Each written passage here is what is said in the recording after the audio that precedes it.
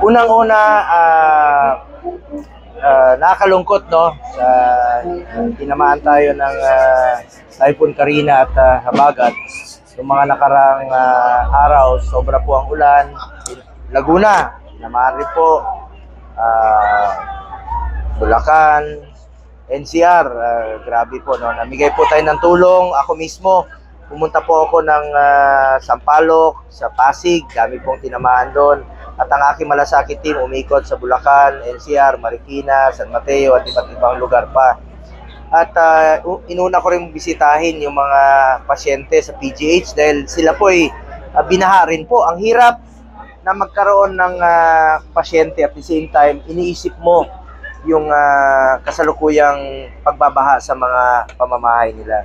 So binisita ko sila, namigay po ako ng pagkain sa kanila at konting tulong.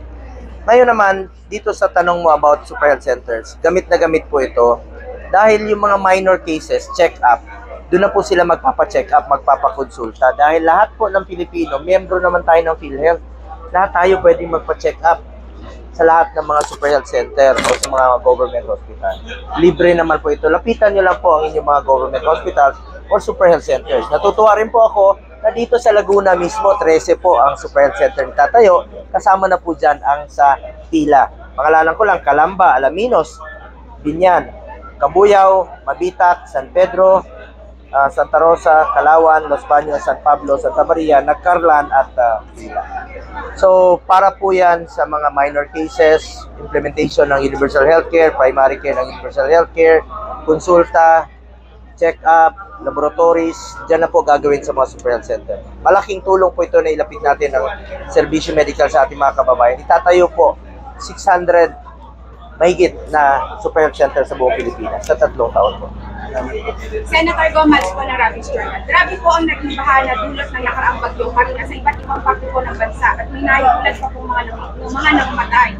Ano po ang magiging hakbang ng Senado para maiwasan po ang ganitong pangyayari, lalo na po papasok ang tag-ulan at bagyo na pinalalakas pa po minsan ng Habagat? Unang-una, nakikiramay po ako sa mga nasawi at nasaktan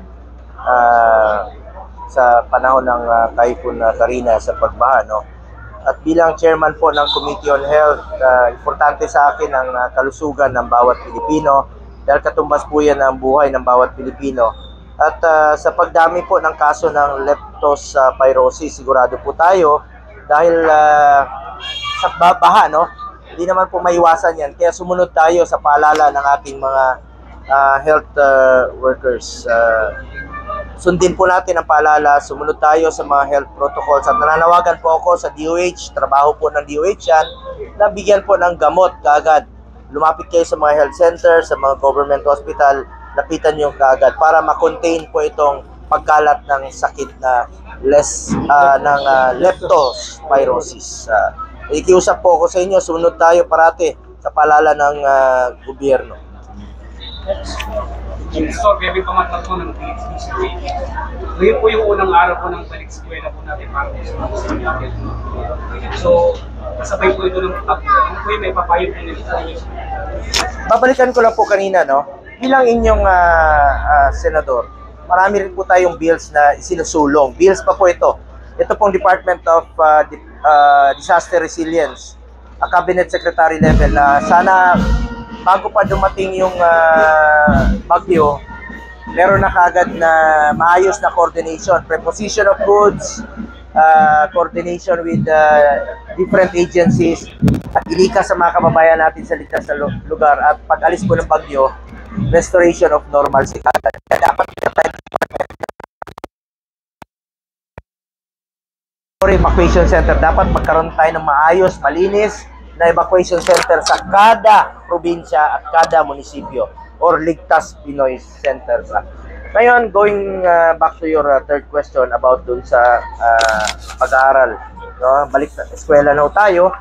Sa mga estudyante, edukasyon po ang puhunan natin sa mundong ito at ang mga kabataan po ang kinabukasan ng bayan. As your chairman po ng Committee on Sports at Youth, ay sinusuportahan po natin sila, ang ating mga kabataan bilang miyembro po ng Committee on Basic Education. Importante po sa akin ang mga programang mas maging affordable at de kalidad at mas accessible ang edukasyon sa ating mga kababayan. Lalong-lalo na sa mga mahirap nating kababayan, sa mga public hospitals. Ako po'y naniniwala with the able leadership of Secretary Sani Angara ay kayang-kaya niya po yan, no? Natugunan kaagad yung mga problema sa pagbubukas ng klase ngayon. Sanay naman po yan sa trabaho. Experience na po yan na public servant. At magtulungan lang tayo. Kita nyo naman po, may mga brigada eskwela. Suportahan po natin ang ating mga teachers na kanya-kanya po nagsisikap rin po na mapaganda ang kanilang mga eskwelahan. At importante rito, malinis ang eskwelahan. Linis sa mga baradong kanal. Diyan po nagkakauso yung hawaan ng sakit, no? So, ingat po tayo at dapat po ligtas po ang environment. Ligtas ang paaralan natin. Edwin Marcos po, JB7. Senator, ask lang po kung kamusta na po si former President. Mabuti naman po, nasa Davao po siya sa ngayon, no? Papahinga. Still very active naman po siya, no? Actually, medyo ilang linggo na rin po kaming hindi nagkakita dahil po sa trabaho ko rin po. At kami na may sinusuportahan niya sa aming trabaho, naintindihan naman po niya yon. At ako naman, ang aming relasyon ni dating Pangulong Duterte personal po, hindi ko siya pinapabayaan in my own personal capacity bilang kasamahan niya noon pa. Pangako ko sa kanya po siya pababayaan.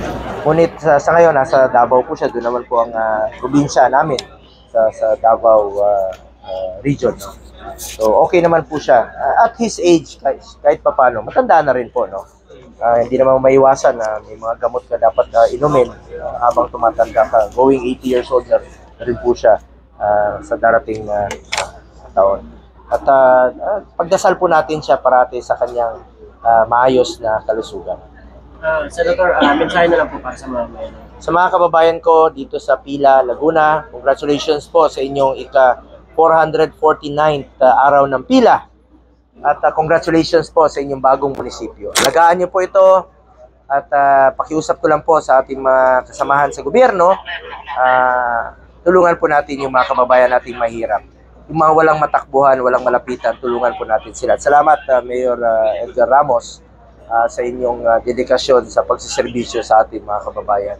At masaya po ako na maging parte po, of course, ng inyong bagong municipal hall. Malaki po ang mayambag pa nito sa kaunlaran ng Pila, Laguna. Ako naman, bilang inyong senador, hindi ko po lilimitahan ang aking sarili bilang isang mambabatas. Trabaho po namin ay tatlo: legislation, constituency at representation. Kaya po ako narito dahil yan po pinangako ko sa inyo. Kahit sang sulok kayo ng Pilipinas, pupuntahan ko kayo makatulong sa inyo, makatulong sa mga pasyente.